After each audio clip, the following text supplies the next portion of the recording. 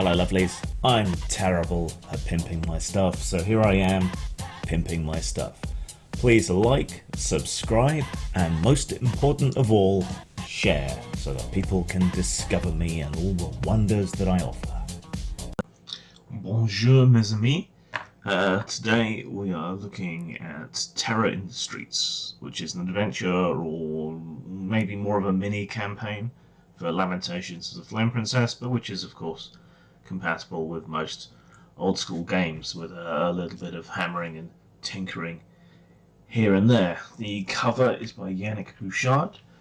The art and writing is by Kelvin Green. Editors are all swine and scum who deserve to have their heads impaled on spikes, so no credit for you. The game is set in Paris in 1630. This is not yet the time of revolution, nor the era in which gay Paris was considered romantic or beautiful. Indeed, like most European cities of the time, it was a rotting cesspit. Which isn't to say that the divide between rich and poor, or the seeds of the future of the terror and so on, weren't already present at that time. Some things change, others don't. Plus ça change, plus c'est même chose. Oh, what sad times are these, when passing Parisian waiters can offer terrible service at will to foreigners. There is a pestilence upon this land, nothing is sacred. Even makers of RPGs are under considerable economic strain at this time. Which is to say that you are about as likely to run into roadblocks and burning livestock in this Paris as you are in the current one, just without quite as much of the architecture and culture that we've come to associate with France in the modern day. There is also the distinct possibility of being run through with a rapier by an anthropomorphic dog. Incidentally, the rapier implies the existence of the rape and the rapist as swords, which is an unpleasant thought. Anyway, it's an adventure, so I can't really review it too effectively without spoiling it, which is a problem with adventures and reviewing them. But it is not just an adventure. I can say that the book is a useful, if basic, very basic, primer on Paris and France during the period of the 1630s. It covers a lot of the important locations, albeit not necessarily in too much detail. It introduces you to the intrigues, both nationally and internationally, that were going on at the time. It has some good ideas and information on criminal investigations at this time and in this world. It has a simple but effective method of tracking the unruliness of the famously bellicose Parisian population. It has an actually useful encounter table with a few little quirks, a slew of colourful NPCs, and it presents what is ostensibly a low magic, low weird, investigative mini campaign about a series of peculiar murders, a serial killer essentially. It's not as low weird or as low magic as it might initially present itself to be. It's essentially a picaresque of the grotesque, if you like, with shades of Jack the Ripper, albeit 2+ centuries before that took place. I would place this adventure as a good option for characters who already have a couple of levels under their belt and some moderate fame for jobs well done or performing effective mercenary work, that sort of thing. Troubleshooters. That would be the way to think about it. That would situate the characters nicely to deal with what they encountered during this adventure, and would place them in a position of grudging trust from the powers that be, I suppose you could say.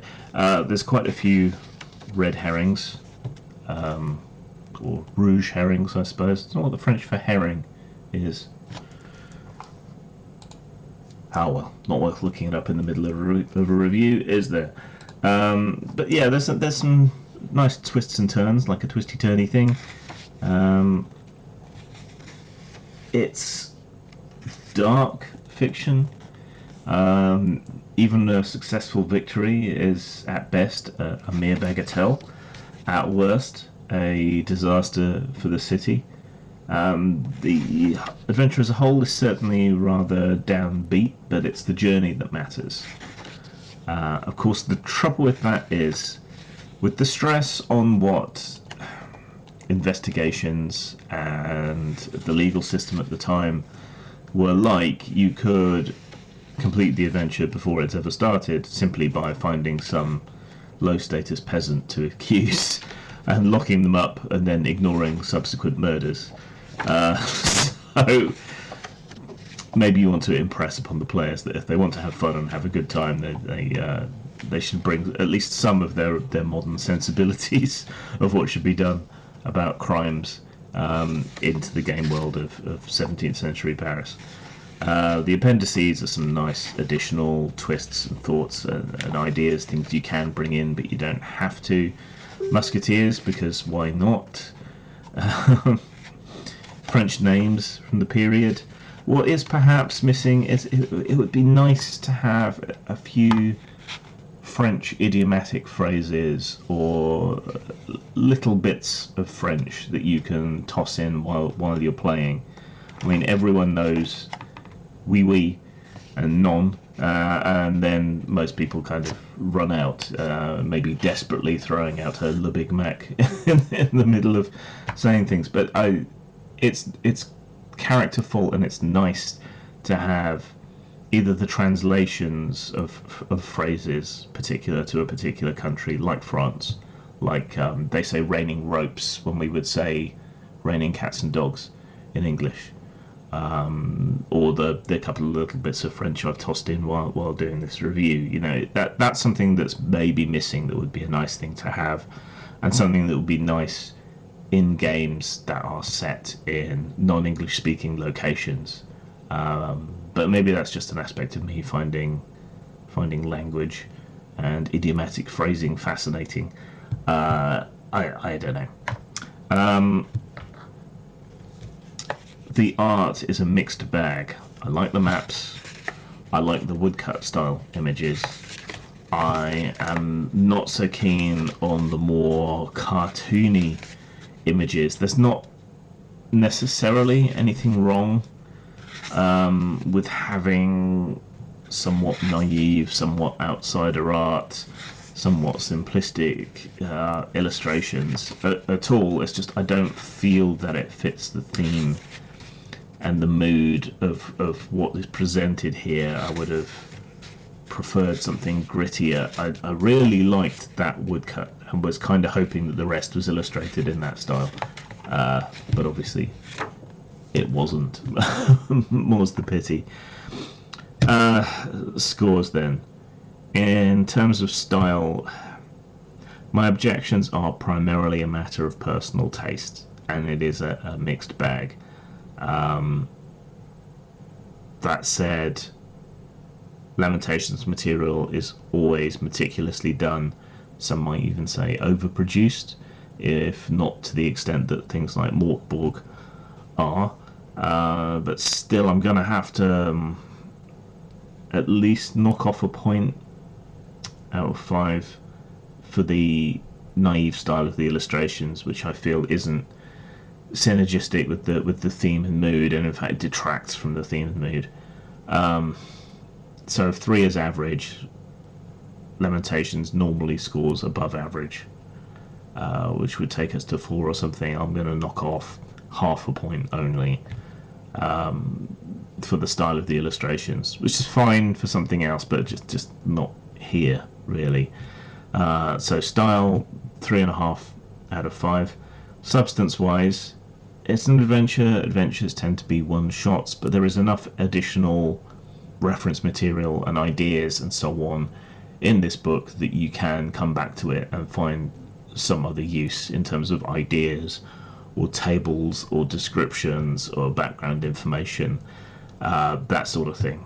but it is still an adventure, so primarily adventures always suffer on substance.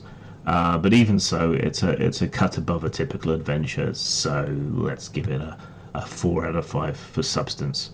So that's 7.5 out of 10, 3.75 out of 5, inconvenient maths. But yeah, probably worth it, particularly if you're into your historical roleplay and you want something that is at least ostensibly a bit more grounded in reality and history, which seems to be a theme for a lot of the newer Lamentations releases. Not all of them, but a lot of them. Zang.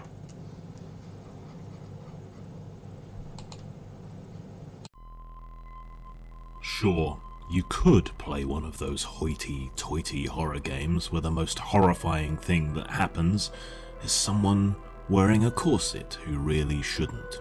Or you could grind a zombie's face into a belt sander.